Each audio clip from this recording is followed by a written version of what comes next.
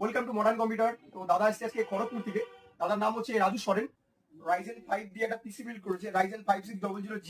Motherboard use করেছে গিগাবাইটের B450 DX3, এটা 4 RAM এর স্লট।